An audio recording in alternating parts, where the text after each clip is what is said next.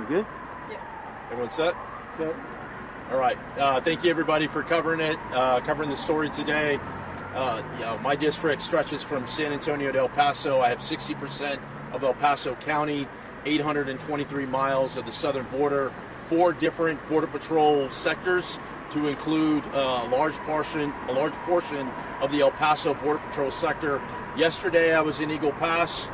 Today, this morning, I met with Border Patrol, the Border Patrol sector chief, and I visited one of the soft-sided facilities. After that, I just met with one of the port director and visited one of the El Paso del Norte bridge, and we were discussing some things there. Part of what I wanted to highlight is El Paso has been hit just as much as some of these other places. And I know in the news, Eagle Pass is getting a lot of attention, and I know Arizona is getting a lot of attention. But let me give you some updated numbers. So in the last couple of days, there have been anywhere between 1,200 and 1,500 people that have come over illegally.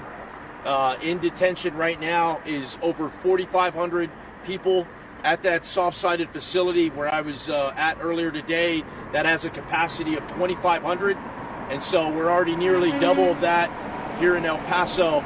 Meanwhile, you've got resources that have been taken from El Paso to go to other sectors, to go to Del Rio sector, to help out with Eagle Pass, to go to the Tucson sector, to help out with that. Also, some of the buses are coming from Eagle Pass here. So while we're dealing with our own issues, we also have more there. The other piece I want to say to this is the trade and commerce piece. And I think it's so critical that we have the not only our bridge open and our passenger lanes open, but also our railway system open for the trade and commerce. It's so critical not only to El Paso and but also the rest of the country as well. And that's an area that I've been pushing for. Is let's not punish those that are doing it legally. Let's not punish our legal trade system while this border crisis is bubbling. I'm also worried about wait times. Right now the wait time here in El Paso is about 3 hours. You could see that rise maybe today to 4 hours. But in Eagle Pass yesterday, I spoke with a woman that had been waiting in line for 15 hours. So madness. And when I asked her, why would you wait in line for 15 hours? She said, today's my daughter's birthday, and I'm going to visit my daughter. I don't want to see what's happening in other parts of the border to come here. We have to get ahead of that. Part of that is making sure that our resources here in El Paso are protected, and that we highlight we have problems of our own. And once again, I don't want to see Americans that live here, legal folks with legal documentation, not be sucked up into this chaotic environment. I'll go ahead and stop there and take a couple questions from the group. Just talk about today in your visit. I'm sorry, yesterday you were talking about possible solutions. What are some of the possible solutions that you've been talking about? We are absolutely at a breaking point, beyond a breaking point. And the finger pointing is over. I mean, it's always somebody else's fault. Enough with that. We have to get out of this. The first step to getting out of a hole is stop digging. The second step is find somebody that wants to get out of the hole with you.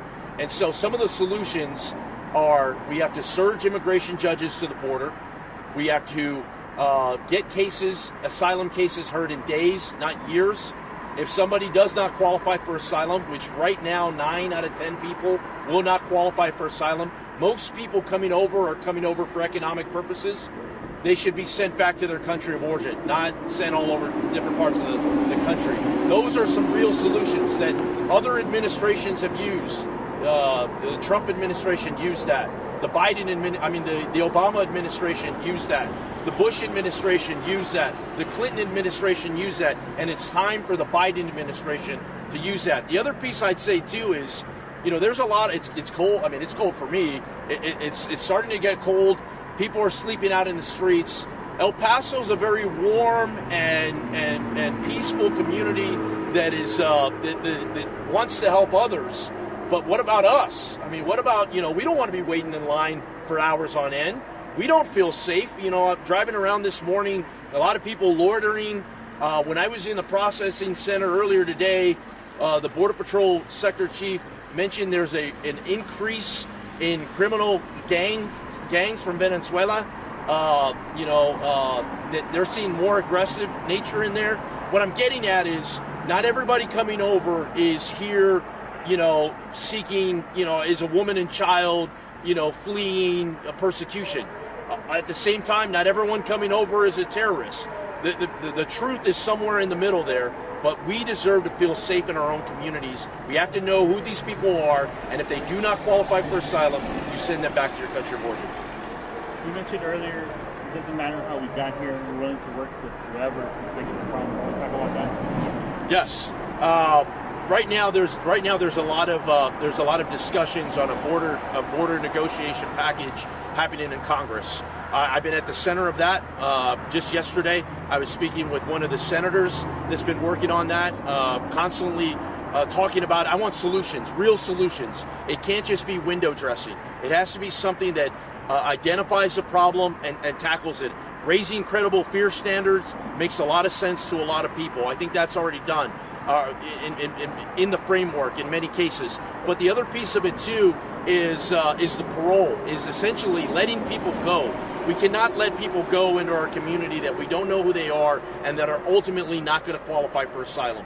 This is the part where deportations work. I'm talking about you get your day in court, and if you don't qualify for asylum, you get sent back.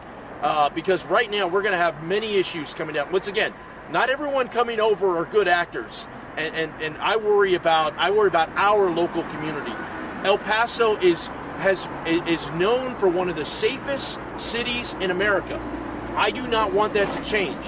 When I see people loitering that you don't know who they are, that worries me. That scares a lot of people. A lot of my constituents reach out and say this has to stop, and I think we can do it in a manner. But enough with the finger pointing, and enough with the unrealistic goals. Someone starts talking about comprehensive immigration reform. That's code for they don't want to do anything. I'm tired of the do-nothings. We need help today. This is a hurricane category 6. This needs to end today. And then we need to talk about long-term things. Do you think Operation Lobster has been? I think what you're seeing is the state of Texas is doing everything it can to keep its head above water. But this is a federal issue. And this can only be solved when the federal government starts enforcing the laws that are already on the books. I've seen that, and we got to get to that. But I think they're doing everything they can. Talking about the laws, the SB 4 just signed by Greg Abbott. What do you think? Do you have a comment about this? Yeah, so SB 4 won't be enacted until March. I'm looking at what is March going to look like. I mean, this week, I just came from Eagle Pass where there were 4,000 people coming over a day.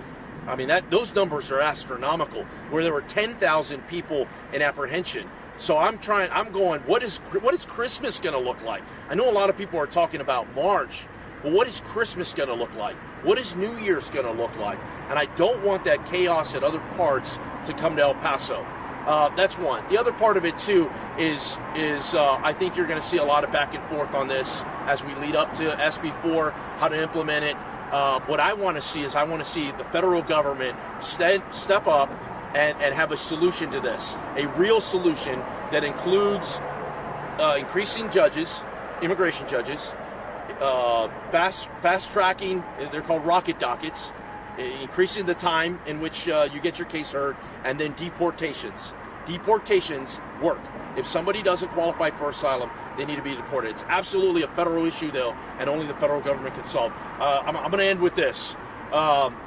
Today's trip for me was very important because El Paso, the El Paso community oftentimes gets forgotten.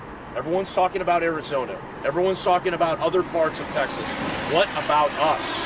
And I don't want to see 15-hour wait times on the bridge. I don't want Americans and people doing it the right way to be punished in this crisis. Right now you're getting Border Patrol agents that are getting sent to other sectors. You're getting CBP port officials getting sent to other sectors. We have our own issues. Our own NGOs are over capacity. You're having people sleep in the streets. You're having people loiter around. So today was about making sure El Paso has its voice heard in a trade and commerce, we reopen things. We make sure that stays open and vetted. But we also make sure that our community remains the safe as it's known for all these years. So thank you, everybody, and we'll be back very soon. Champ. Oh, no problem. Oh, You won't do that again. no.